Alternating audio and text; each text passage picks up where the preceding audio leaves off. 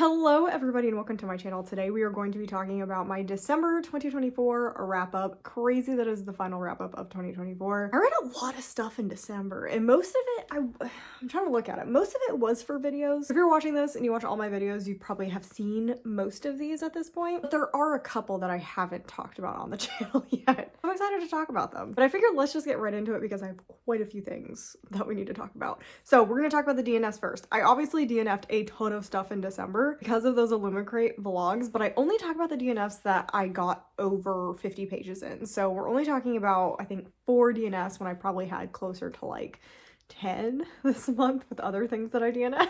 So first up, they are literally all Illumicrate books. So if you want to go check out my thoughts on the Illumicrate books, I would definitely go to the Illumicrate vlog and check that out. And I think you'll get more information from this because I'm just going to very quickly go through this stuff. I've already talked about most of these books, so I just don't want to rehash a lot of things because I feel like this month was a bummer for reading. So first up, we DNF'd A Dark and Drowning Tide. This is not a surprise. I did not like A Fragile Enchantment by Allison Saft. I am giving her one more chance. So one more chance, and then this is one of those authors that I'm probably never gonna buy from again. This just didn't work. It was fine with the writing, but the plot was terrible, the characters were terrible, everything was terrible. I just thought it was really, really boring. So I DNF'd this at I think like 70 pages. Next up, we have An Academy for Liars. This was a huge bummer because I was obsessed with House of Hunger and I was so excited to get this from Evernight, and this copy is amazing, but pretty much everyone I've heard talk about this book did not like this book. I DNF'd this one closer to like 120 pages, I think. I really tried to push through this one because I just had such high expectations for this book going into it, and I was so upset that it just wasn't anything even remotely like House of Hunger. House of Hunger had amazing writing, had amazing characters, had an amazing plot line. It was so just emotionally intelligent and amazing. And this book was awful. So I didn't like this, and pretty much, like I said, everybody else that I watch on YouTube who tried to read this did not like this either. Next up is Principle of the Moments. This one was a weird one because I actually DNF'd this one closer to 150 pages as well, maybe more. I thought this had so much potential at the beginning, but unfortunately, I'm not like a huge space opera kind of person. I just don't find space sci-fi as interesting as other types of sci-fi, so it has to be like perfect for me to really like it.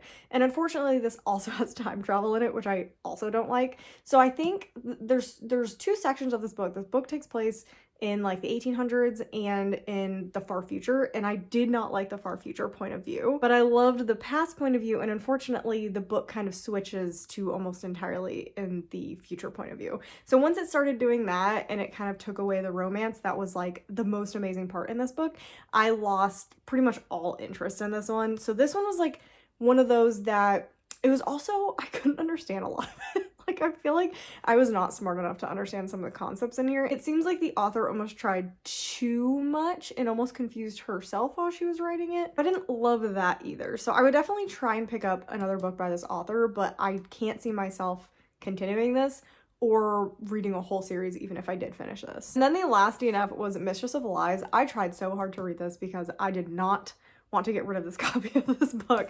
I wanted to keep this book so badly. It is probably the prettiest book that I have on my shelves, but I couldn't do it. I DNF'd this. The writing was poor, the characters were poor. I don't really understand what was going on in the plot either. Like, it didn't have a point. And again, another one that I've heard some reviews about, and just generally people aren't enjoying this one either. So I am not surprised that I ended up not liking this one. But I'm so bummed, man. I'm so bummed. And it's just like, they're all Illumicrates that I DNF this month, which is so disappointing. So as usual, we were going to be starting with the 1 stars and going up to 5 stars. I'm going to tell you right now, this was not a good reading month. This was one of my worst reading months. I read a lot of books. I read 13 books, but most of them were ass. Most of them were not good. I did not have a good reading month in December, which is super unfortunate. Luckily, I kind of ended the month on a really good winner, so thank goodness for that. But yeah, we're starting with the 1 stars, and first up was our book club pick for November, and that is Run in the Holly Library. This is awful. This is so bad. I don't really have anything else to say about this. I have a whole vlog if you want to go check it out. It has spoilers in it, but this is just a really bad Beauty and the Beast retelling where it's one of those situations where pretty books have very ugly insides. Like that is what the definition of what this is. I despise this book, but I also can't tell you much of what happened because my brain literally is leeching the information out because it does not want to have the information of what is in this book. Just a really, really bad Beauty and the Beast retelling that gets super weird at the end, and like stuff comes out of left field that you're like, huh, this doesn't seem like it belongs in this book. That's kind of weird. So yeah, this was a very easy 1 star. Next up, we have a book that I read in my series Takedown vlog, where I was trying to read as many series as I possibly could, and that is The Hollow Heart. This is the 2nd book in the Midnight Lie duology. I despise this as well. This is also awful.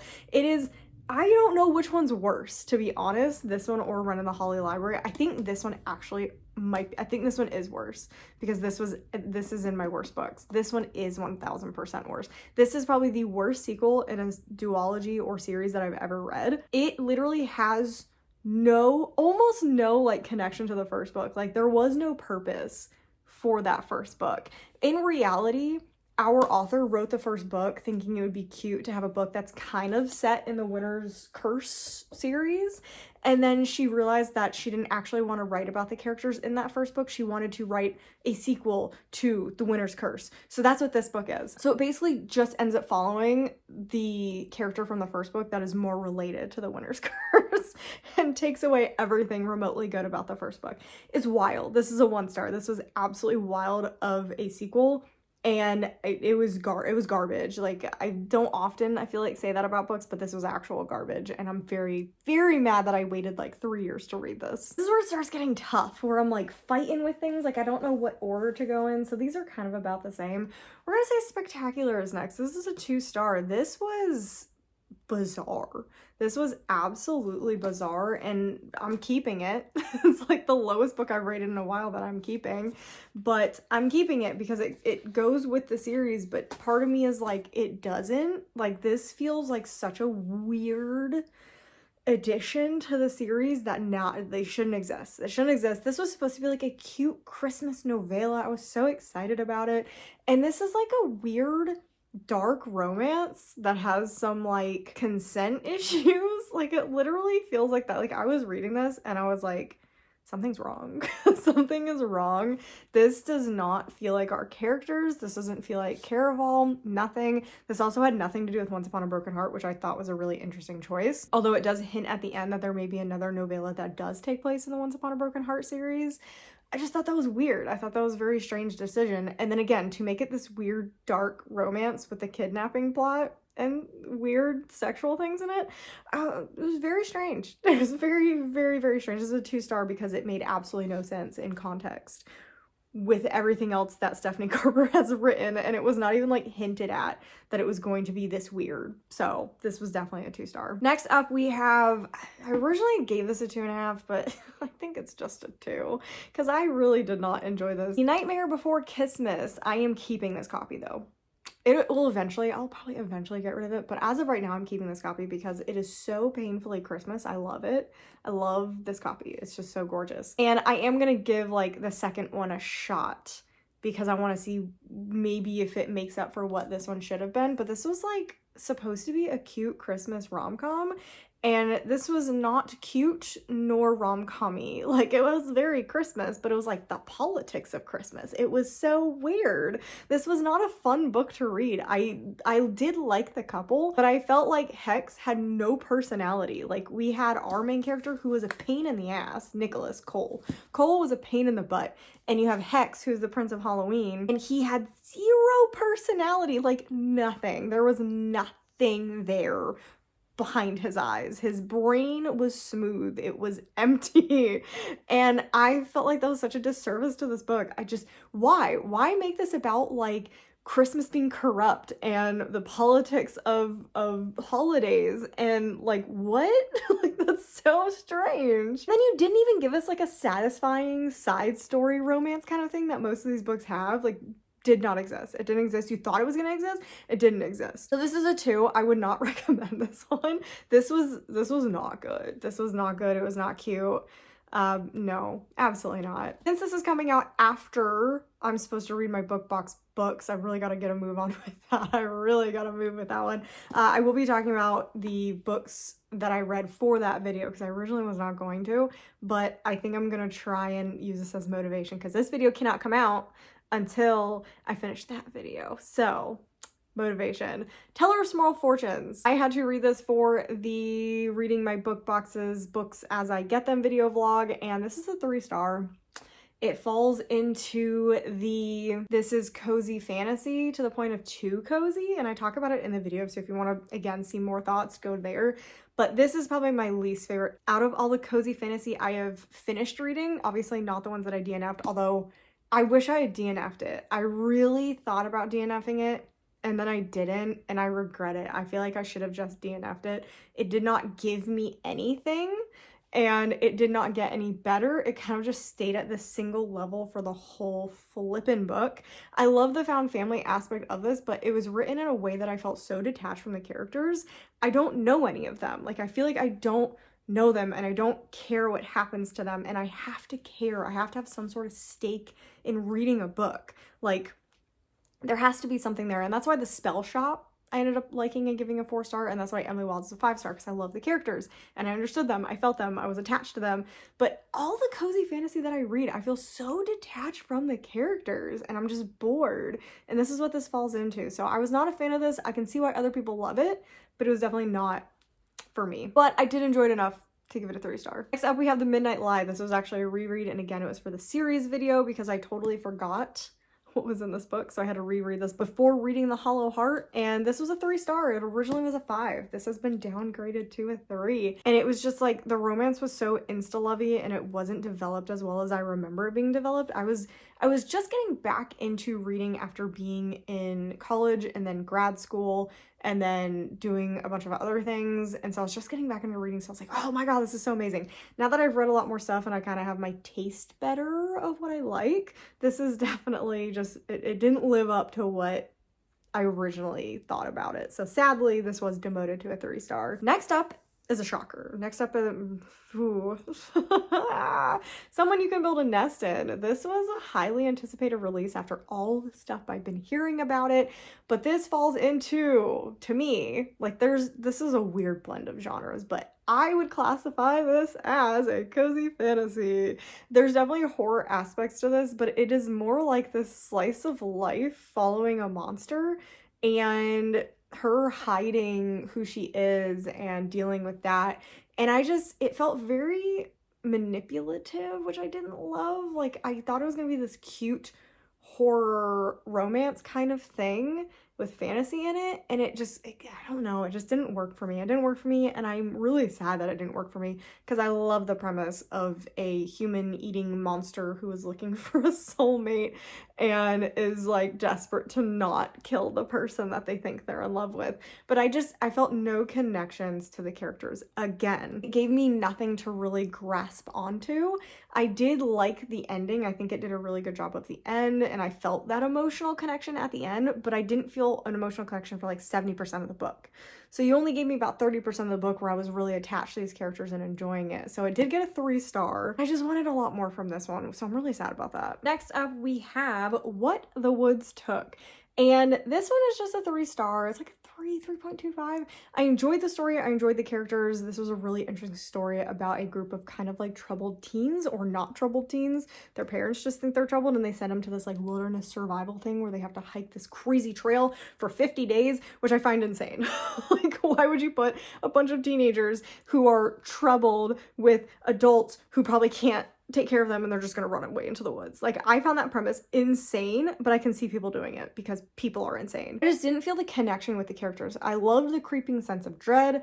I loved the pacing of this, but I just needed to have more impact with the characters, and that's why it only gets a 3-star. I just wanted more backstory. I feel like I never got like true backstory on any of the characters, and I feel like that was the important part of this, is learning why they did the things that they did, why they feel like they shouldn't be there, or why the parents made this decision, kind of stuff like that. Like, I really wanted to know the stories behind them so I could feel that emotional connection there, and I just didn't really get that from this book, but I still had a really good time with it, and I still think it's a really, really good young adult horror. So I would recommend this one to anyone who wants like a very fast-paced survival horror wilderness kind of horror book, and it was an entertaining time. And then the only non-physical book that I read this month that I don't have a physical book for, because I did read stuff audiobook, Kindle, etc., but the only non-physical book that I don't have physically is Where the Library Hides? Yes, Where the Library Hides by Isabel Ibanez. This is the follow-up to the What the River Knows. And you know what? This was an interesting choice. I liked this one actually better than the first. So the first one I give 4-star because the ending was amazing.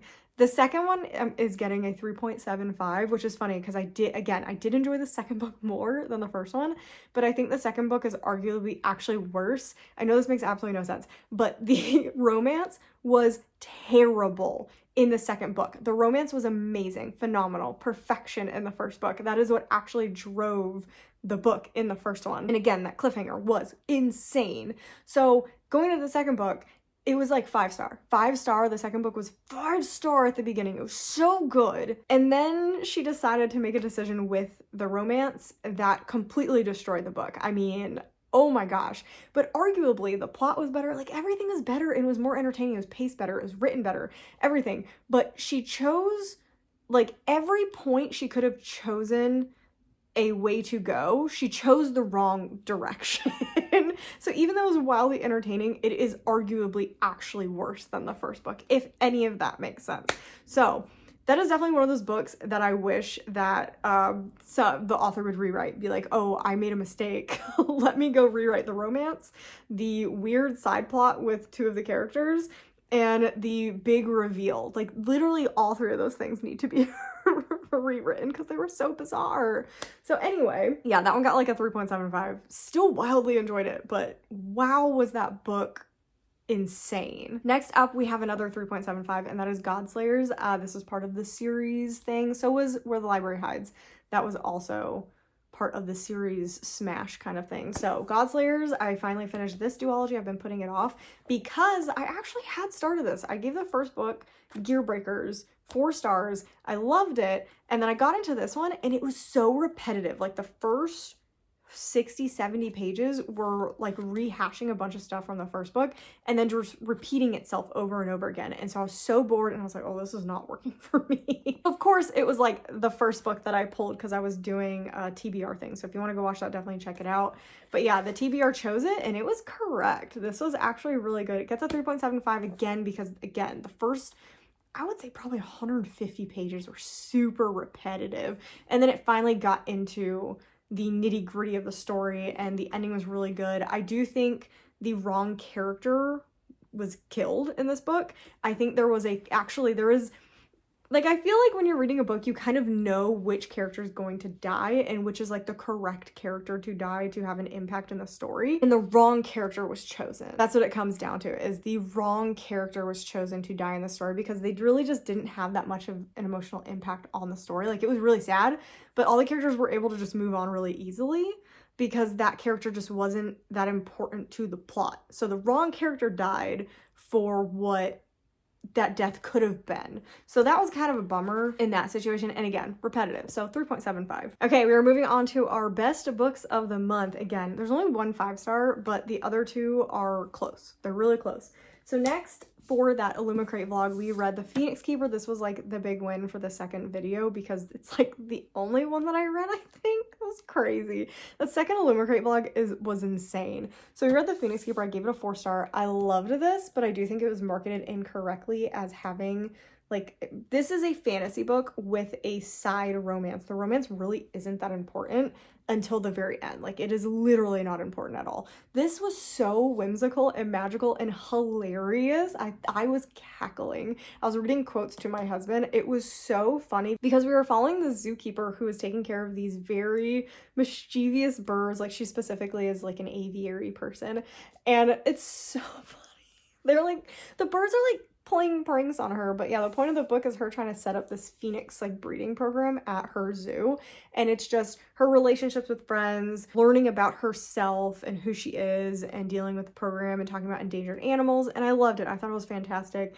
This is such a good book. I would highly recommend this for anyone who wants to read like a good cozy fantasy, because for me, this is also cozy fantasy. I totally forgot because I liked it. For some reason, I don't qualify it as cozy fantasy because I liked it. But this is 1000% cozy fantasy. This is up there with, it's probably Emily Wilde's, then The Phoenix Keeper, then The Spell Shop. That's kind of like my top for cozy fantasy. So yeah, 4 to 4.25. Next, the book that saved Christmas and the end of the year, The Most Wonderful Crime of the Year. I loved this book. I feel like a lot of people did not like this. I have not been seeing like great things on BookTube about it. However, I thought it was so much fun. I love the humor. I love the main characters. This is a 4.25, 4.5. This would have been a 5-star if we had Ethan's point of view. I think only having Maggie's point of view was great, but we needed some of that pining from Ethan's side, because like it's very obvious from the beginning he's obsessed with her. Like it's amazing. And I feel like we just needed to see it from his side to really understand it, instead of just being like, oh yeah, he's obsessed with her and we don't really get why, because they didn't really, according to Maggie, they haven't really talked or anything like that. So it felt very insta-love because of that, but I was able to forgive it because I love the dynamic so much. This is also a hilarious book. It was so funny. I also love the mystery. It was like, basically this is a cozy rom-com mystery book. Like, what? I love it. And like, that's a funny thing. I don't love cozy fantasy.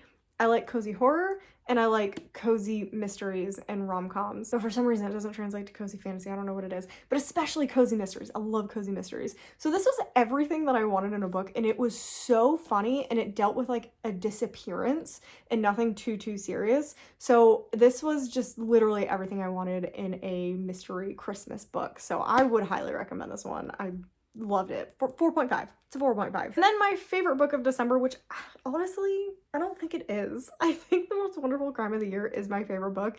But this one, again, is one of those situations where this is arguably a significantly better book. And I gave it a 5-star because I thought it was really fantastic. But my enjoyment of The Most Wonderful Crime of the Year was higher than this one. I'm gonna get steamrolled in the comment section for this. Red Rising. The fact that I'm saying The Most Wonderful Crime of the Year is a better book, or it's not a better book, is more entertaining and better for me than Red Rising is actually wild. This is actually a wild take. But like, this is such a good book. But The Most Wonderful Crime of the Year was adorable. So Red Rising, I listened to the dramatized adaptation thing of it, and I loved it. I did. I thought it was fantastic. I was very compelled. It was so intense, and like the drama was crazy, and the fight scenes, and oh my gosh, the competition, and it was just so intense. This is like one of those books that's like impossible not to get sucked into and enjoy. But again, my brain's thinking about The Most Wonderful Crime of the Year. So this is a 5-star. It was great, but yeah, I don't know. I had such a hard time explaining this one because I filmed all my surprise best books, etc. of the year way before this, and I was trying to explain how I felt about this book, and it's so difficult because I love it and I'm meh at the same time. I don't know. I literally cannot explain my feelings about this book, and I have a feeling the whole series is going to be like that, and my brain's just going to be like freaking out while it's reading the whole series because it doesn't know what to do. So it's a 5-star, but I feel wonky about it. So anyway, that is December. I think that is all the books that I read. It was not a great reading month, but I found some new ones that I was pretty excited about. I got through a lot of stuff that I wanted to get through. That is always great, but yeah, there's just a lot of weird books that I read in December. So yeah, I hope you guys enjoyed the video. Definitely let me know down below what you guys read in December, what you enjoyed, what you didn't enjoy, what you want to get to in January. We are in January. I'm already done 2 books, which is crazy. This is the 2nd of January. So I hope you guys had a great December reading month to finish out 2024. Definitely like the video if you enjoyed it, and make sure you subscribe so you don't miss any future content, and I'll see you guys in the next video.